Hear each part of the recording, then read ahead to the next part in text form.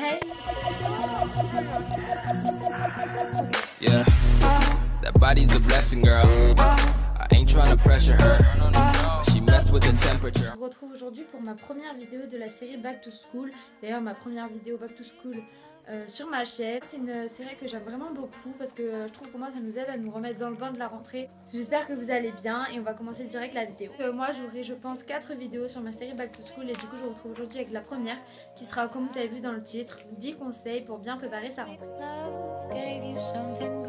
Alors pour commencer, moi le premier conseil que j'ai pour bien préparer sa rentrée, donc pour moi c'est de faire un tri dans sa chambre. Donc moi là vous pouvez pas le voir mais en fait j'ai trié toute ma chambre, j'ai remis tous les meubles et tout, j'ai tout changé parce que moi je trouve que ça peut aider à bien recommencer l'année en fait, à bien recommencer, se vider la tête et bien tout recommencer. Donc vraiment moi j'aime bien trier ma chambre, donc moi je vous conseille par exemple de trier tout ce qui est vêtements, après tout ce qui est trié aussi par exemple tout ce qui est soins parce qu'on garde souvent des crèmes et tout sans les jeter, trier aussi après tout ce qui est bordel et tout, trier tout ce qui est affaires de cours et tout qu'on a pu garder. Moi je vous conseille vraiment de faire un tri dans votre chambre, virez tout ce que vous n'utilisez plus, à la limite si vous voulez pas jeter, faites comme moi je fais des brocantes, comme ça me fait un peu d'argent de poche et au moins je jette pas.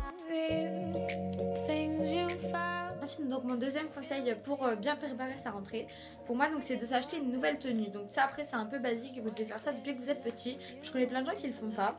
Et moi en fait je sais pas, pour moi c'est un peu une tradition. À la rentrée j'ai tout le temps une nouvelle paire de baskets, un sac propre, un nouveau jean et un nouveau t-shirt. Parce que je sais pas, je trouve que ça peut aider à bien commencer aussi, à bien être zen dans sa tête et tout. Je sais pas, à bien recommencer une nouvelle année en fait, partir sur de bonnes bases, tout propre et tout. C'est un peu comme le conseil d'avant. Donc pour moi j'achète à chaque rentrée, surtout là cette rentrée je vais surtout le faire, du nouveau make-up et une nouvelle gamme de soins. Du coup à chaque rentrée, je sais pas si vous voyez mais l'été on n'a pas la même peau, on n'a pas les mêmes besoins.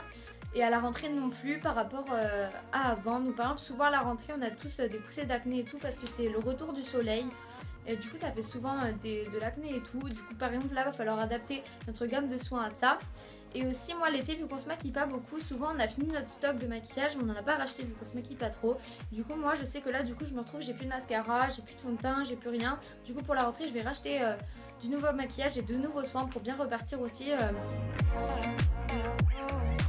Quatrième conseil, donc pour moi ça serait de trouver une nouvelle activité qu'on est sûr de tenir. Donc par exemple, je sais que pour beaucoup de personnes comme pour moi, avant je restais à la danse, moi je fais beaucoup de danse et donc pour moi en fait j'avais déjà mes 6 cours de danse par semaine et j'avais pas besoin de changer, je m'inscrivais d'année en année. Mais là en fait cette année j'ai changé et du coup il faut que je retrouve d'autres endroits où aller et de trouver une activité que je suis sûre de tenir. Donc il y a beaucoup de gens qui eux continuent d'année en année, du coup ça pose pas de questions. Mais il y a plein de personnes aussi qui arrêtent, qui veulent changer, qui veulent se diversifier. Donc moi ce que je vous conseille vraiment c'est de trouver dès l'été à quel endroit vous irez, combien ça va coûter, en combien de fois vous pouvez payer, comment y aller, si vous y allez en tram, en bus, etc.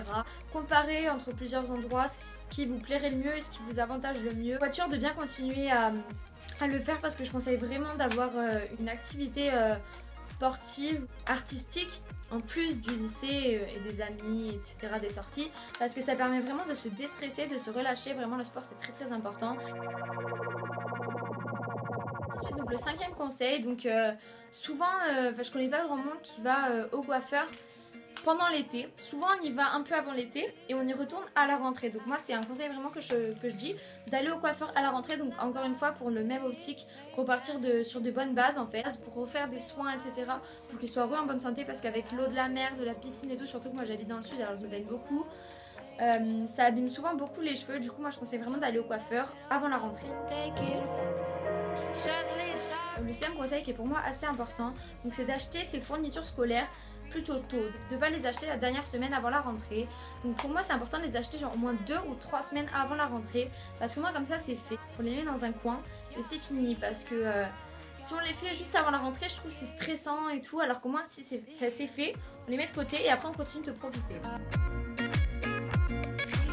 Ce qui amène jusqu'à mon 7e conseil, profiter jusqu'au dernier jour des vacances. Donc pour moi c'est vraiment ultra important parce que oui c'est bientôt la rentrée mais il faut surtout pas oublier qu'on est en vacances encore.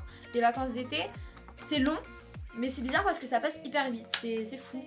Et c'est pour ça que moi je dis vraiment de profiter jusqu'à la rentrée. Donc alors bien sûr faut pas non plus sortir tous les soirs et tout comme on faisait en juillet et tout, mais de continuer de profiter, de sortir tous les jours, de pas se stresser avec la rentrée, de faire des soirées de temps en temps et tout. Moi je trouve ça vraiment important.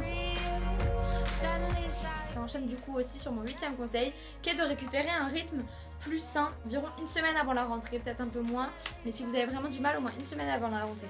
Donc je vous dis pas oui du coup d'arrêter de faire des soirées etc, mais de récupérer un rythme plus sain, donc d'essayer, enfin si c'est une fois dans la semaine c'est pas grave, mais de se coucher plus tôt, de se coucher à minuit maximum, quelque chose comme ça, et de se réveiller plus tôt. Donc d'abord parce que je sais pas vous, mais moi je fais la grasse mat quasi tous les jours, et beaucoup de gens que je connais c'est ça.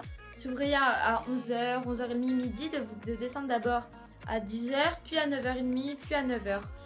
Et puis après d'essayer le dernier jour de se réveiller à 8h, parce que je sais pas si vous c'est comme moi, mais moi je me réveille à 6h la semaine, du coup ça va être assez galère de reprendre après le rythme. C'est pour ça moi je vous dis en une semaine d'essayer de descendre tout le temps, de se coucher un peu plus tôt. Et c'est numéro 9.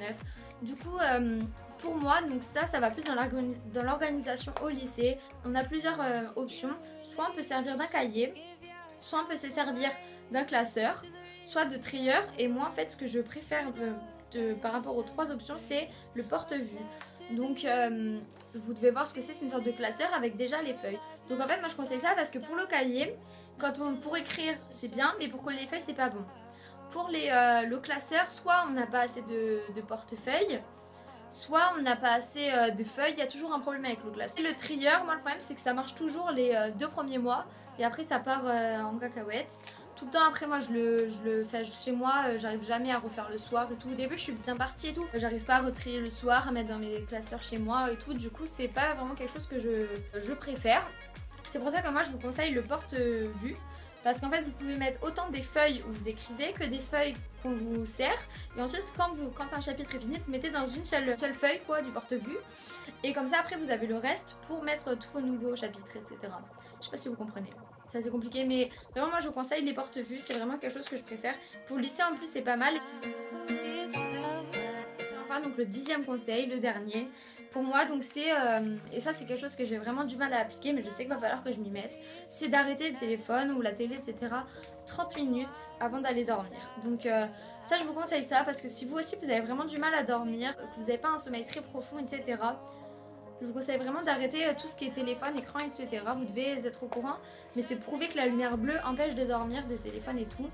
Et donc soit je vous conseille, mais ça c'est pas prouvé que ça marche forcément, soit je vous conseille des lunettes anti-lumière bleue. Donc ça je pense que je vais en acheter parce que moi je fais souvent des migraines à cause des téléphones et tout. Du coup soit je vous conseille ça, soit vraiment d'arrêter le téléphone et tout 30 minutes avant de dormir. Donc vous lisez des magazines ou des livres, peu importe, mais au moins vous arriverez plus facilement à vous endormir parce que moi du coup c'est à cause de ça que j'arrive pas à dormir avant minuit. Du coup voilà tout le monde, c'était tout pour mes conseils pour la rentrée, donc j'espère vraiment que c'est une vidéo qui vous plaira. Donc je trouve ça vachement important pour la série Back to School cette vidéo, et j'espère vraiment que ça vous plaira. Ensuite vous allez voir mes prochaines vidéos des Back to School, et n'hésitez pas à continuer d'aller regarder mes précédentes vidéos où je parlais de l'été et tout, parce que n'oubliez pas, l'été n'est pas fini, continuez de profiter et on se revoit très vite dans une prochaine vidéo qui sera une autre vidéo Back to School. Bisous.